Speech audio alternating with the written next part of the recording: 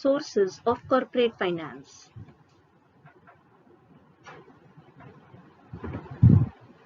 We will be studying over here the introduction about the sources of corporate finance and shares, its meanings and the features of shares.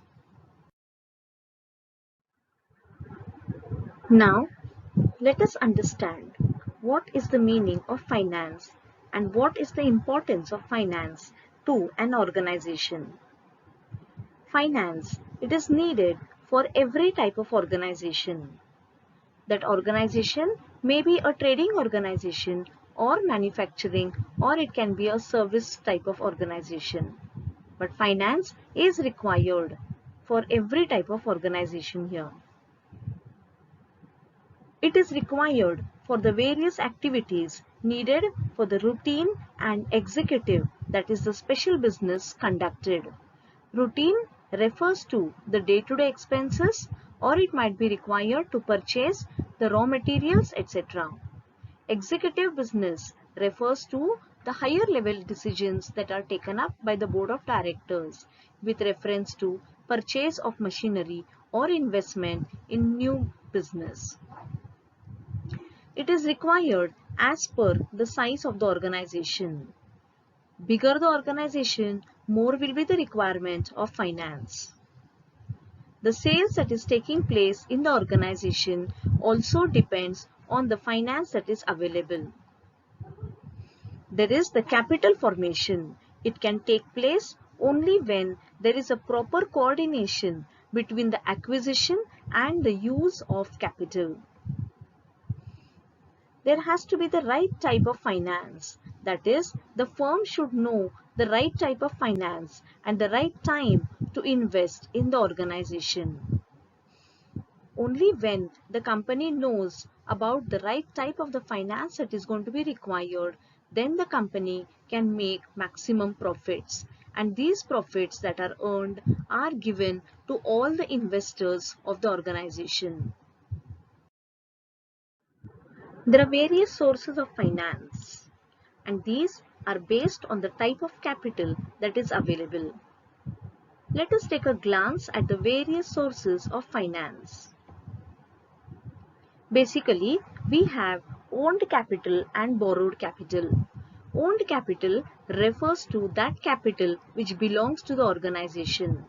Borrowed capital refers to that capital which is got from outside and has to be returned back. Under owned capital, we have two types, that is the shares and the retained earnings. Retained earnings refers to a part of the profits that has been kept aside. Shares can be got initially, but retained earnings cannot be got initially, that is when the business is going to be started. Under shares, we have two types, that is equity shares and preference shares. Borrowed capital. This capital that has to be returned back after a certain period of time. Various examples of borrowed capital are debentures, public deposits, bonds, ADRs, GDR. We have the banks, financial institutions, trade credit, etc. All these types of capital depends on the time availability, that is when it is going to be required. Also, the types of capital depends on two sources, that is the external sources that is raised from outsiders, that is the general public and the banks. Internal sources, that is referring to the reserves and the employees. So reserves, it refers to the general reserve, or it can be the reserve fund that has been kept aside for certain purposes.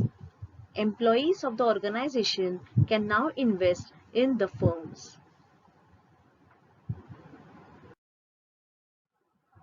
Now, let us understand the meaning of owned capital and sources of owned capital.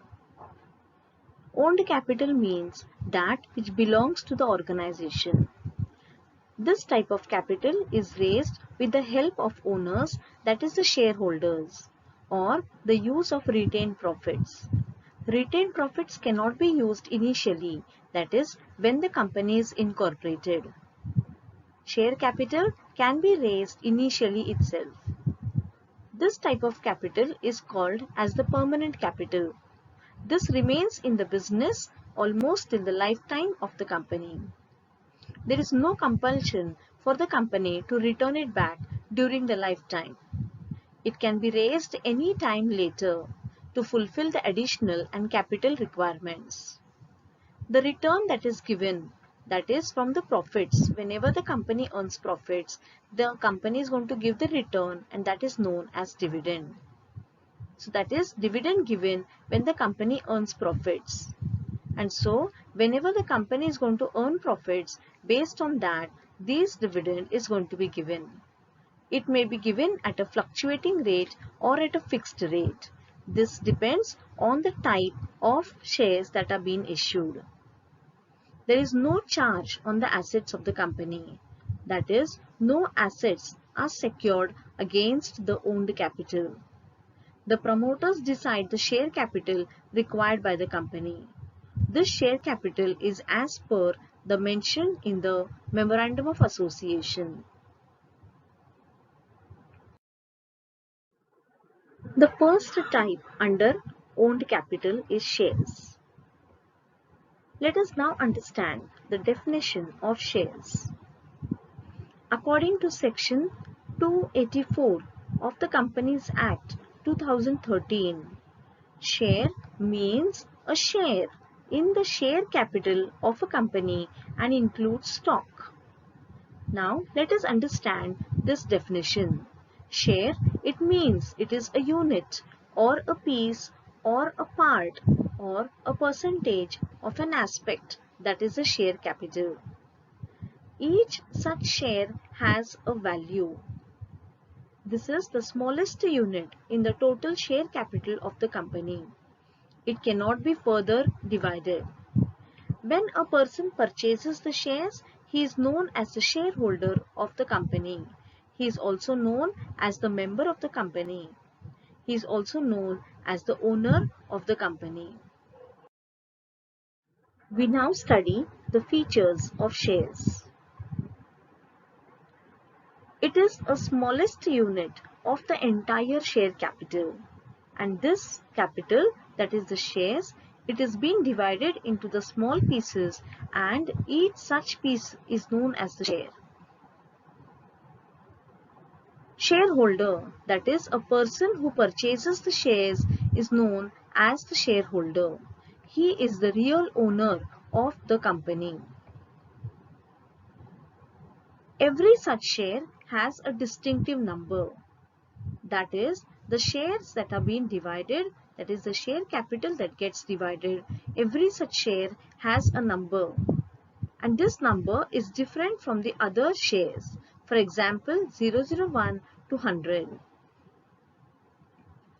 The shares that are being purchased, the shareholder, he gets a document which is known as the share certificate. This share certificate forms an evidence or a proof that the person has purchased shares. Value of the shares.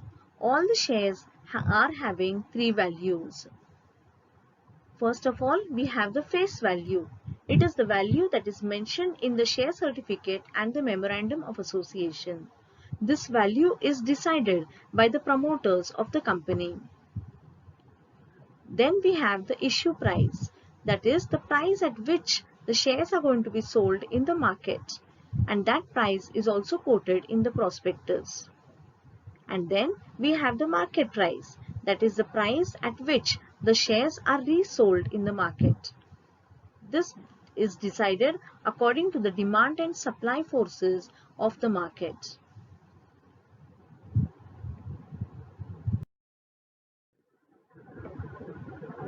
Rights.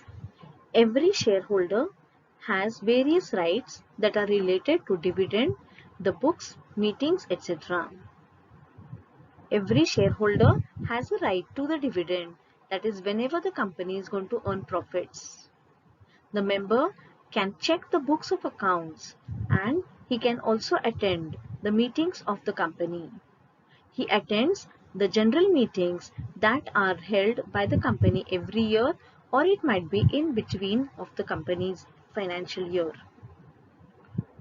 Income.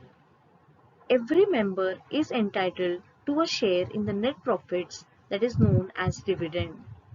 Whenever the company is going to earn profits, at that time the company has to give a part of this profits after payment of all the direct and indirect expenses. The shares of a public limited company are transferable. That is, he can sell those shares in the share market. He can also purchase shares from the open market. But this is only for public limited companies. Property of shareholder. The shares that are being purchased by a shareholder, it becomes a property of the shareholder. That is, it is given in the form of share certificate. And so, because it is a tangible asset, this asset can be moved from one place to another. A company has two kinds of shares, that is equity shares and preference shares.